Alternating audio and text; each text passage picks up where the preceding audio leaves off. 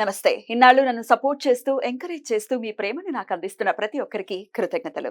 అలాగే ఈ వీడియో కూడా ఖచ్చితంగా మీకు ఉపయోగపడుతుంది. లైక్, షేర్ అండ్ సబ్స్క్రైబ్ చేసి మీ సపోర్ట్‌ని నాకు అందించండి. అలాగే ఈ వీడియో పట్ల మీకున్న అభిప్రాయాన్ని కామెంట్ సెక్షన్‌లో కామెంట్ చేసి తెలియజేయండి.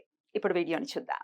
నమస్తే, వెల్కమ్ టు అవర్ ఛానల్. నేను పద్మిని. ప్రస్తుతం మనతో పాటు ప్రముఖ ఆధ్యాత్మికవేత్త, వాస్తు జ్యోతిష పండితులు కేఎస్ఆర్ గారు మనతో పాటు ఉన్నారు. మాట్లాడదాం. సార్ నమస్తే. సార్ నమస్తే.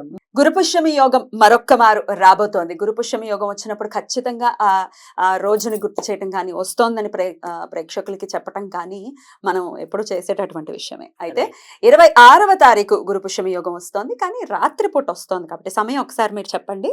రాత్రిపూట వస్తోంది కాబట్టి మరి ఈ సమయాన్ని ఎలా వినియోగించుకోవచ్చు, దేనికోసం వినియోగించుకోవచ్చు, ఒకసారి మీ ద్వారా కేఎస్ఆర్ గారు. తప్పకుండా.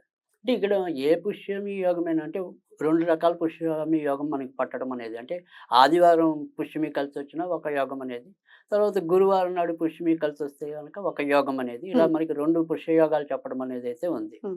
సో ఈ 2 పుష్య యోగాలు కూడా ఒకటి సాధన చేసుకునే వాళ్ళకి సాధన పరంగా ఫలించడం అనేది, అలాగే ఒక్కొక్క పుష్యమి యోగం అనేది ఏదైతే ఉంటుందో అది ఒక్కొక్క పని కోసం, అంటే ప్రయోజనం కోసం, ఓకే, దానికోసం కూడా మనం వినియోగించుకోవచ్చు. అయితే ఈసారి వచ్చే ఏదైతే గురు పుష్యమి యోగం అనేది ఉందో అది కొద్దిగా సమయం కొంత కష్టమైన సమయంలో రావటం అనేది ఉంది. జనరల్ గా అనుకూలంగా ఉండే పరిస్థితి లేదు. ఎంత లేదు. ఇంతకీ ఎప్పుడండి? సుమారుగా రాత్రి 11 దాటాక 11:15 దానికి దగ్గరగా రావటం అనేది అయితే ఉంటుంది. సరే, తెల్లారిదాకా ఇంకా అదే నక్షత్రం కంటిన్యూ అవుతుంది కాబట్టి ప్రాబ్లం ఉండదు. సూర్యోదయం వరకు ఉంది, మర్నాడు సూర్యోదయం వరకు. రైట్. సూర్యోదయానికి దాటాక మనం శుక్రవారంలోకి వస్తాం కాబట్టి దాన్ని కన్సిడర్ చేయాలి. సో మన యొక్క హిందూ పద్ధతి సాంప్రదాయం ప్రకారం సూర్యోదయం నుంచి సూర్యోదయం దాకా ఒకే వారం కింద చలామణి. ఇంగ్లీష్ ని ఇక్కడ క్లబ్ చేయకూడదు. ఖచ్చితంగా 12 అయిపోయింది కదా, పద్ధతి కూడా కాదు, పద్ధతి కాదు. సో మన యొక్క సంకల్పంలో ఎప్పుడు కూడా దాన్ని హిందూ వాసరే అని అలా ఆ రకంగానే చెప్పుకోవడం అనేది ఉంటుంది. కరెక్ట్. సో సూర్యోదయం దాటిన తర్వాతే మనం ఆ వారంలోకి ఎంటర్ అవుతామని అర్థం. సో అందుకని మీరు ఏదైనా సరే నేను చెప్పింది ఇప్పుడు ఏదైతే ఉంటుందో అది మంత్రం అయితే మంత్రం, తంత్రం అయితే తంత్రం. సో దాన్ని మీరు అవలంబించవలసింది ఏంటంటే, కుదురుతుంది అనుకుంటే అర్ధరాత్రి 11 నుంచి కష్టపడటం. ఇవాళ రోజుల్లో నన్ను అడిగితే లేవడం కష్టమేమో, కానీ మేలుకునే వాళ్ళు చాలా మంది ఉంటారు. సో రాత్రి 11 అయినా 12 అయినా 1 గంట అయినా ఎక్కువ మంది మేలుకునే వాళ్ళే కనిపిస్తున్నారు. తెల్లారి లేవటం ఎప్పుడు లేస్తారో మనం నమ్మకాలు చెప్పలేక. సో తెల్లవారి లేచి చేస్తాం అనుకునేవాడికి బ్రహ్మముహూర్తం కంటే అద్భుతమైన ముహూర్తం మరొకటి ఉండదు. మరి బ్రహ్మముహూర్తాన్ని లేకపోతే బ్రాహ్మీ ముహూర్తాన్ని ఏ సమయం కింద కన్సిడర్ చేస్తారు?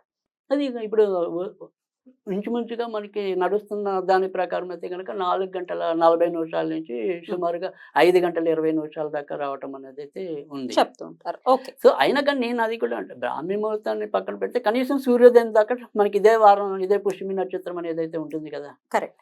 సో అందుకని సూర్యోదయం కాకుండా మీరు చెప్పినది ఏదైనా సరే చేయటం లేదు. రాత్రి 11 నుంచి ఎంతసేపు పడితే నేను చెప్పింది అంతసేపు మీరు చేయటం. ఈ రెండిట్లో మీకు ఏది తేలిక అనుకుంటే అది నిర్వహించుకోవటం. సో దాని ప్రకారంగా చేస్తే ఏం ప్రయోజనం ఉంటుంది, దేనికోసం చెయ్యాలి అసలు? మొదటి ప్రశ్న అదే కదా. ఇప్పుడు మనకి ఏంటంటే కుజుడు బుధ క్షేత్రంలో ఉండటం, తర్వాత బుధుడు రవికి దగ్గరగా ఉండి అస్తమయంలో ఉండటం, వక్రం కాదు అస్తమయం అంటాం. ఎప్పుడు ఉంటాడుగా దగ్గర. అది మనం ఏమంటాం, సర్టెన్ నక్షత్రం డిగ్రీస్ అంటాం. మనకి సైన్స్ ప్రకారం అయితే మేము డిగ్రీస్ అంటాం. ఆ డిగ్రీస్ కి చాలా దగ్గర, అంటే ఇంచుమించుగా 10 డిగ్రీస్ అప్పుడు. రైట్, దాన్ని అస్తమయం అంటాం.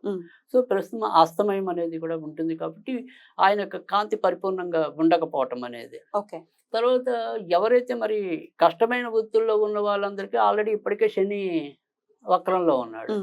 అది ఎలా చూసినప్పటికీ కూడా ఇప్పుడు ఉద్యోగ సమస్యలు అధికమయ్యే పరిస్థితి అయితే ఎక్కువగా కనిపిస్తుంది. ఓకే. అంటే ఉద్యోగం రావాల్సిన వాళ్ళకి సకాలంలో ఉద్యోగాలు రాలేకపోవటం, ఆల్రెడీ ఉద్యోగాలు చేస్తున్న వాళ్ళకి పై వాళ్ళ వల్ల చికాకులు రోజు రోజుకి పెరుగుతూ ఉండటం, కొంతమంది ఉన్నట్టుండి ఆ ప్రెషర్ భరించలేక ఉద్యోగాలు వదిలేసి వచ్చేయటం. అంటే ఎలా చూసినా ఈ ఉద్యోగ చక్రం అనేది ఏదైతే ఉంటుందో ఆ చక్రం ప్రస్తుతం అపసవ్యంగా ఉంది. సో ఆ అపసవ్యత అనేది మరి ఇంటికి కనీసం ఒకడైనా ఉద్యోగం చేసే పరిస్థితుల్లో కానీ బాధపడే పరిస్థితుల్లో కానీ ఉంటారు కాబట్టి నేను ఈ రోజు ప్రధానంగా చెప్పేది ఏంటంటే ఆ ఉద్యోగపరమైన చికాకులు తొలగడానికి ఉమ్. కొత్తగా ఉద్యోగం రావాలన్నా ఇదే కొత్తగా ఉద్యోగం రావాలన్నా, ఉద్యోగాల్లో ఇబ్బందులు తొలగిపోవాలన్నా ఈ ఉద్- గురు పుష్యమి యోగాన్ని వినియోగించుకోవచ్చు. Right. ఇంకోటి ఏమైనా ఉందండి? అంతే అంతే. ఓకే, దీనికోసమే ఎక్కువ అంటే మెయిన్ ఏంటంటే బ్యూటిఫుల్. మీకు ఉద్యోగపరంగా ఉన్న ఏ రకమైన ఇబ్బంది అయినా సరే అంటే అక్కడ రావాల్సిన ప్రమోషన్ సక్రమంగా రావట్లేదు, రైట్, మనం ఎంత పని చేసినా గుర్తింపు ఉండలేదు, రైట్, అంటే మీకు ఉద్యోగానికి relevant గా ఉండే వాటన్నిటికీ ఇదే. రైట్. సో ఆ రకంగా మీరు కనుక ఇప్పుడు నేను చెప్పిన కనుక మంత్రం ఏదైతే ఉంటుందో దాన్ని ఎలా పఠించాలి అంటే కనుక మీ దగ్గర ఏదైనా సరే తులసి మాల ఉంటే తులసి మాలతో జపించడం అనేది ఒక పద్ధతి. అలా లేకపోతే కనుక తేలికైన పద్ధతిలో ఇంకోటి చెప్తాను. ఒక 54 పసుపు కొమ్ముల్ని మాలగా కట్టండి. ఒక్కొక్క మాల అంటే ఒక్కొక్క తిప్పండి. పసుపు కొమ్ముని తిప్పడం. ఉమ్. అలా 54 పసుపు కొమ్ములు చాలు. ఉమ్. సో తులసి మాల అయితే 108, అదే పసుపు కొమ్ములు అయితే 54. తులసి మాలకి పసుపు కొమ్ములకి ఎందుకు సగమే వ్యత్యాసం ఉంది అని మీరు అడగచ్చు. సో పసుపు కొమ్ములు అనేది ఇంకా శీఘ్రమైన ఫలితాన్ని ఇవ్వటం అనేది గురువుకి గురువుకి సంబంధించిన అత్యంత ప్రీతి కనుక మనం అక్కడ పసుపు కొమ్ముల దగ్గరికి వచ్చేప్పుడు సంఖ్యని తగ్గించామన్నమాట. రైట్. సో ఇక్కడ మనం చదవాల్సిన మంత్రం ఏంటి అంటే కనుక ఆ మంత్రం అనేది ఏంటి అంటే దురంత దేవ మనోరథ సిద్ధి, దురంత దేవ మనోరథ సిద్ధి, శ్రీపాద వల్లభ అనక్కర్లేదు, శ్రీపాద వినియోగ తత్వ, శ్రీపాద వినియోగ తత్వ. ఇంకొక మాట చెప్పండి. దురంత దేవ మనోరథ సిద్ధి, శ్రీపాద వినియోగ తత్వ. ఇది ఈ రకంగా చదివితే చాలు. అలా కాకుండా మనం ఎప్పుడు ఇచ్చే ఏదైతే స్విచ్ వర్డ్ ఉంటుందో ఆ స్విచ్ వర్డ్ ఏంటంటే కనుక I am fulfilled, I'm fulfilled. Wow. I am fearless. I'm fearless. Okay, I'm fulfilled, I'm fearless. Right. నాకు అన్ని సమకూరాయి, నాకు భయం లేదు. నాకు భయం. Right. సింపుల్. ఈ రకంగా చదువుకున్నా కూడా ఖచ్చితంగా శీఘ్రమైన ఫలితం అనేది ఉండటం అనేది ఉంటుంది. ఇది ఎన్నిసార్లు చదవమంటారు? రైట్. ఏదైనా సరే ఇదైతే ఈ స్విచ్ వర్డ్ అనేది 51 సార్లు చాలు. అదైతే పసుపు కొమ్ములతో అయితే కనుక 54 సార్లు, అలా కాకపోతే తులసి మాలతో అయితే 108 సార్లు వస్తుంది. అయితే ఒకవేళ ఏంటంటే మనకు ఇదే రోజుతో పాటు ఇక్కడ నుంచి వీళ్ళు చదవగలిగితే 21 రోజులు చదివితే మంచిది. 21 కంటిన్యూస్ గా కంటిన్యూ 21 రోజుల్లో ఖచ్చితంగా ఇంటర్వ్యూకి పిలవటం ఏదో ఒకటి అయితే సంభవించడం అనేది అయితే ఉంటుంది. అయితే ఇది గురు పుష్యమి యోగ సమయంలో మొదలు పెట్టుకుని తర్వాత రోజు 21 రోజులు నుంచి కంటిన్యూ చేయాలి. ఎప్పుడైనా చదువుకోవచ్చా అండి? తర్వాత రోజు ఇంకా నుంచి వీటికి టైం అనేది ఏం లేదు. ఎప్పుడైనా చదువుకోవచ్చు. వాళ్ళకి ఆఫీసులో కుదిరింది లేదు, ఇంటి దగ్గర ఏదో ఒక టైంలో కుదిరింది అనుకోండి, అక్కడే చదివేసాం మనం ప్రశాంతంగా.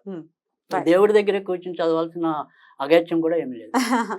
అద్భుతం అండి. చాలా బోల్డ్ ఉంది. Clients Right. ఉద్యోగానికి సంబంధించి Right.